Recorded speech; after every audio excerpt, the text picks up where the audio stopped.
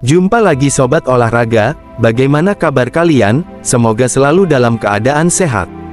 Kali ini kita akan memberikan informasi terupdate diantaranya sebagai berikut. Proses naturalisasi Kevin Dix dilanjut setelah Menpora Dito dilantik, apakah Kevin Dix bisa main lawan Jepang? Timnas Indonesia vs Jepang, JIZES bisa bermain meski sudah kantongi 2 kartu kuning. Tapi sebelum lanjut, bantu support channel ini dengan cara subscribe agar saya tambah semangat bikin kontennya. Terima kasih. Proses naturalisasi Kevin Dix dilanjut setelah Menpora Dito dilantik, apakah Kevin Dix bisa main lawan Jepang? Proses naturalisasi bek asal FC Copenhagen, Kevin Dix, akhirnya akan kembali dilanjutkan. Setelah Dito Aryo Tejo resmi dilantik kembali sebagai Menteri Pemuda dan Olahraga, Menpora, Republik Indonesia, langkah administrasi perpindahan status warga negara Kevin Dix kembali bergerak. Harapan besar muncul dari publik sepak bola Indonesia untuk segera melihat pemain berdarah Indonesia Belanda tersebut berseragam Timnas Indonesia, terlebih untuk menghadapi 2 laga penting melawan Jepang dan Arab Saudi di kualifikasi Piala Dunia 2026 zona Asia. Koordinasi Menpora dan kementerian terkait. Setelah resmi dilantik kembali sebagai Menpora, Dito Aryo Tejo langsung bergerak cepat untuk memastikan bahwa proses naturalisasi Kevin Dix berjalan sesuai rencana. Menpora Dito mengatakan bahwa ia sudah bertemu dan berkoordinasi dengan berbagai kementerian serta lembaga terkait untuk mempercepat perpindahan kewarganegaraan pemain FC Copenhagen ini. Proses ini melibatkan beberapa pihak, termasuk Kementerian Hukum dan HAM, DPR, serta Presiden, yang semuanya berperan dalam penetapan status naturalisasi seorang pemain asing menjadi warga negara Indonesia, WNI. Ini kita akan langsung mengirimkan segala kebutuhan dan akan koordinasi selanjutnya, jelas Dito Aryo Tejo usai ditemui di kantor Kemenpora Republik Indonesia. Hal ini menunjukkan komitmen pemerintah untuk segera memproses semua berkas dan kebutuhan dokumen Kevin Dix, agar dia bisa segera memperkuat Timnas Indonesia. Kemenpora menjadi salah satu tahapan penting dalam proses naturalisasi pemain sepak bola. Mereka bertugas memverifikasi dokumen dan memastikan bahwa calon pemain naturalisasi memang memiliki darah keturunan Indonesia, yang merupakan salah satu syarat utama dalam proses ini. Kevin Dix sendiri diketahui memiliki keturunan Indonesia dari kakek neneknya yang berasal dari Maluku, sehingga secara hukum ia memenuhi syarat untuk menjadi WNI. Lamanya proses naturalisasi dan potensi Kevin Dix untuk bermain di laga melawan Jepang. Berkaca pada proses naturalisasi pemain sebelumnya, proses ini umumnya memakan waktu sekitar 2 hingga 3 bulan. Miss Hilgers dan Eliano Reijenders menjadi pengecualian, karena proses mereka hanya memakan waktu sekitar 1 bulan berkat langkah cepat dari pemerintah Indonesia. Namun, apakah hal yang sama bisa terjadi pada Kevin Dix? Dengan waktu yang kurang dari sebulan sebelum laga melawan Jepang pada tanggal 15 November tahun 2024, tantangan untuk menyelesaikan proses naturalisasi Kevin Dix dalam waktu yang sangat singkat jelas ada. Meskipun pemerintah sudah mulai memproses berkas-berkasnya, tidak bisa dipastikan bahwa seluruh prosedur akan selesai tepat waktu. Menurut pelatih Timnas Indonesia, Shin Tae-yong, ia belum mendapatkan informasi pasti terkait kapan Kevin Dix bisa bergabung dengan skuad Garuda. Ia menyatakan bahwa belum ada kepastian apakah Kevin Dix akan bisa memperkuat Timnas Indonesia dalam laga melawan Jepang. Namun, harapan tetap ada, mengingat beberapa proses naturalisasi sebelumnya berhasil diselesaikan dengan cepat berkat koordinasi intensif antara PSSI, Kemenpora, dan pihak terkait. Jika proses naturalisasi Kevin Dix bisa selesai tepat waktu, tentu saja kehadirannya akan menjadi tambahan kekuatan yang signifikan bagi Timnas Indonesia. Sebagai bek berpengalaman yang bermain di level kompetisi Eropa bersama FC Copenhagen, Kevin Dix memiliki kualitas permainan yang diharapkan bisa membantu Indonesia menghadapi serangan cepat dan teknis dari tim sekelas Jepang. Selain itu, pengalamannya di ajang internasional akan menjadi modal besar bagi lini belakang Indonesia dalam menghadapi Jepang dan Arab Saudi. Tantangan Timnas Indonesia di kualifikasi Piala Dunia 2026. Timnas Indonesia akan menghadapi 2 laga krusial dalam kualifikasi Piala Dunia 2026 zona Asia pada bulan November.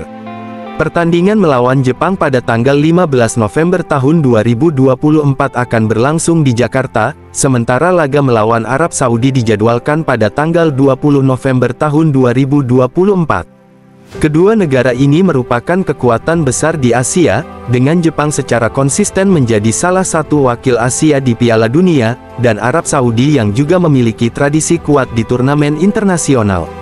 Dalam menghadapi tantangan ini, Shin Tae-yong tentu membutuhkan semua pemain terbaiknya. Jika Kevin Dix bisa segera menyusul, itu akan menjadi dorongan besar bagi pertahanan timnas Indonesia dalam menghadapi dua tim yang dikenal memiliki serangan tajam. Shin Tae-yong juga telah menyiapkan strategi terbaiknya untuk melawan Jepang, di mana pertahanan solid akan menjadi kunci. Jepang dikenal memiliki lini serang yang cepat dan terorganisir, sehingga kehadiran bek dengan pengalaman internasional seperti Kevin Dix akan sangat berharga.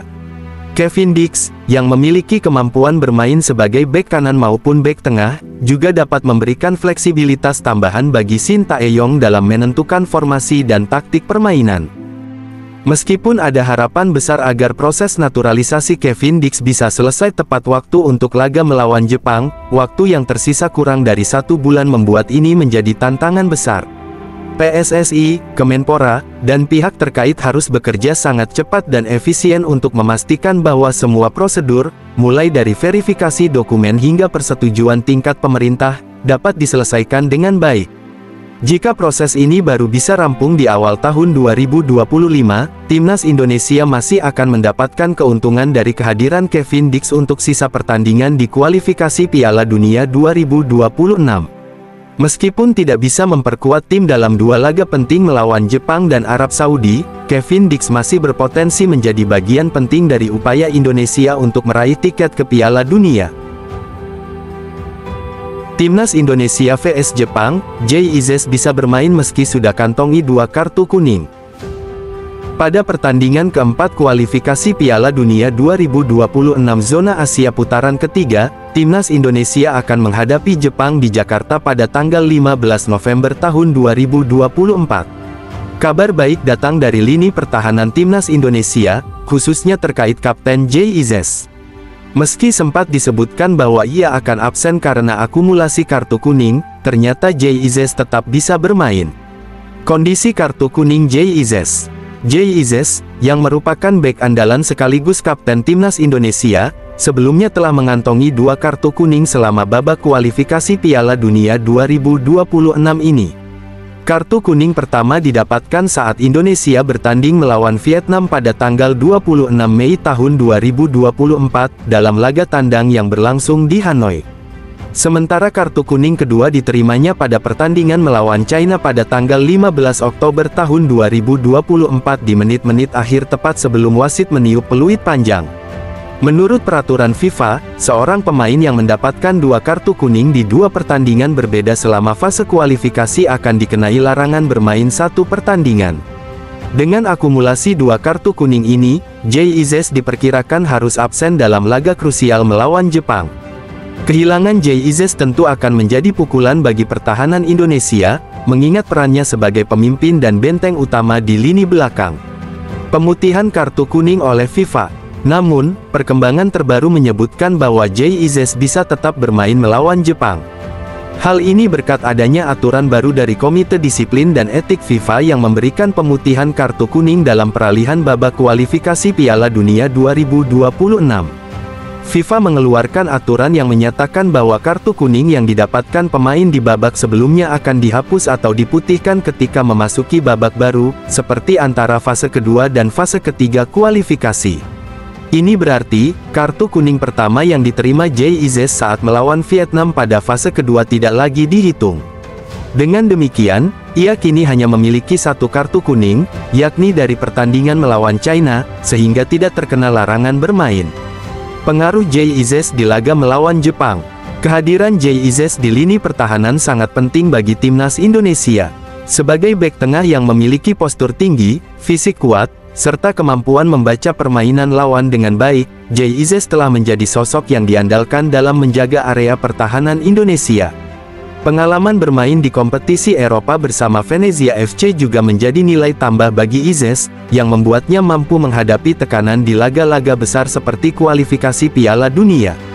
Dalam laga melawan Jepang, yang dikenal memiliki serangan cepat dan terorganisir, keberadaan Jay Izes akan memberikan stabilitas di lini belakang Indonesia. Ia juga memiliki kemampuan mengatur rekan-rekannya di lapangan, serta sering menjadi pemimpin dalam situasi bola mati, baik saat bertahan maupun menyerang. Nah, demikianlah video kita kali ini, semoga bermanfaat buat kalian semua. Akhir kata saya izin pamit, terima kasih.